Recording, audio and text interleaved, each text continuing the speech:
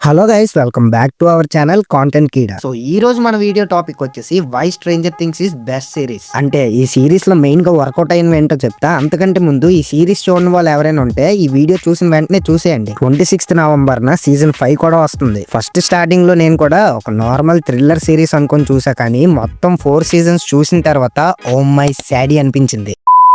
Video last వరకు చూడండి. Last లో ఒక మైక్రో డీటెయిల్ చెప్తా. సో ఛానల్ ని సబ్స్క్రైబ్ చేసుకుని పక్కన ఉన్న బెల్ ఐకాన్ ని ఆన్ లో పెట్టుకోండి. ఇంకా లేట్ చేయకుండా స్టార్ట్ చేసేద్దాం. Let's begin the video.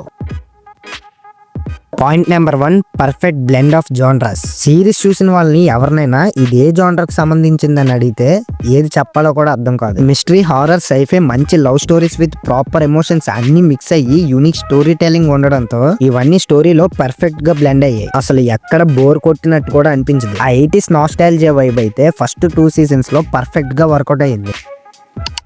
Point number 2, strong emotional connection. ఈ సిరీస్ లో ఇంకోటి మెయిన్ గా వర్కౌట్ అయింది ఏంటంటే ఎమోషన్స్ అనే చెప్తా. లిటరల్లీ బంచ్ ఆఫ్ క్యారెక్టర్స్ ఉంటారు, కానీ అందరికి proper motive and emotional connections ఉంటాయి. లైక్ ఎలాగంటే Dustin and Steve friendship, 11 Hopper father daughter emotions, ఇంకా Will Joy son and mother emotions, Max పడిన స్ట్రగుల్స్. ఈ ఎమోషన్స్ అన్ని స్ట్రాంగ్ గా ఉండడంతో సిరీస్ లో డ్రామా జరిగేటప్పుడు కూడా డిస్కనెక్ట్ అవ్వం. ఇంకా లవ్ స్టోరీ ఎమోషన్స్ కి వస్తే ఫస్ట్ స్టీవ్, నాన్సీ, జోనథన్ వీళ్ళ ట్రయాంగులర్ లవ్ స్టోరీ వల్ల ఇంకా సిరీస్ కి బెనిఫిట్ అయ్యింది. అంతేకాదు సీజన్ 3 లో డస్టిన్ అండ్ సూజీ వీళ్ళ ట్రాక్ కూడా బాగా వర్కౌట్ అయ్యింది.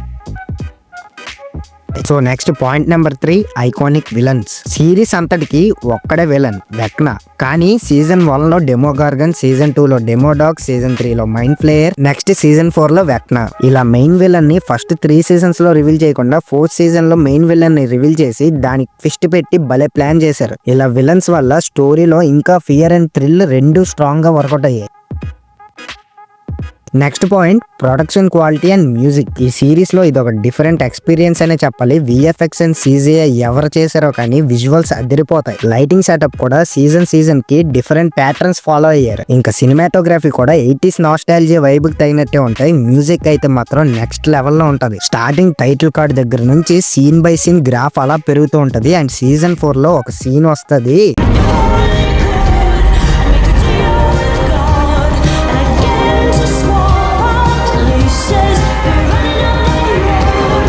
ఇప్పటికీ స్ట్రేంజర్ థింగ్స్ అనగానే నాకు ఫస్ట్ ఆ సీన్ గుర్తొస్తుంది. నాకు తెలిసి సిరీస్ చూడని వాళ్ళు కూడా ఎక్కడో ఒక దగ్గర ఈ సీన్ చూసే ఉంటారు. Moving on to the next one, strong mystery and world building. Season 1 నుంచి 4 వరకు చూసిన తర్వాత సీజన్ 1 లో ఏమన్నా సెటప్ చేశారా అనిపించింది. సీజన్ 1 లో స్టోరీతో పాటు కొన్ని సెటప్స్ చేస్తారు, వాటికి సీజన్ 4 లో పే ఆఫ్ ఇస్తారు. అప్పుడు నెక్స్ట్ లెవెల్ లో హై వస్తుంది. అండ్ సిరీస్ లో అప్ సైడ్ డౌన్ అనే concept, Hawkins lab secrets, Vecna back story, ప్రతి సీజన్ కి మిస్టరీ పెరగడం వల్ల ఆడియన్స్ లో కూడా క్యూరియాసిటీ భలే మెయింటైన్ చేశారు.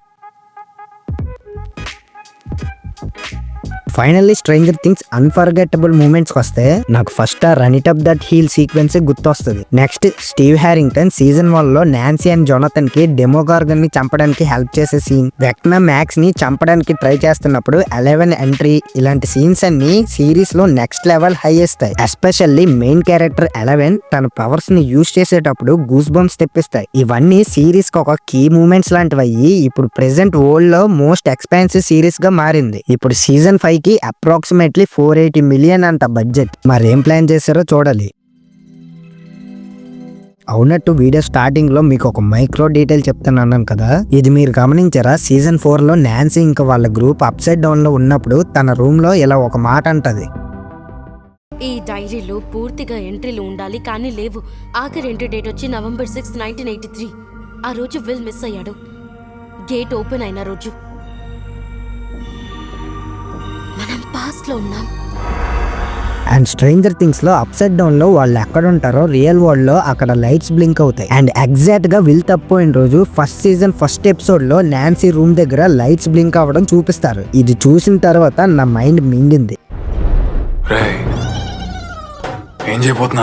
సో ఇది guys why stranger things is best series అనడానికి రీజన్స్. సో నేను చెప్పిన డీటెయిల్ మీకు ఎలా అనిపించిందో కామెంట్ చేసి వీడియోని లైక్ చేసి ఛానల్ ని సబ్స్క్రైబ్ చేసుకోండి. Signing off content Keeda. Thank you.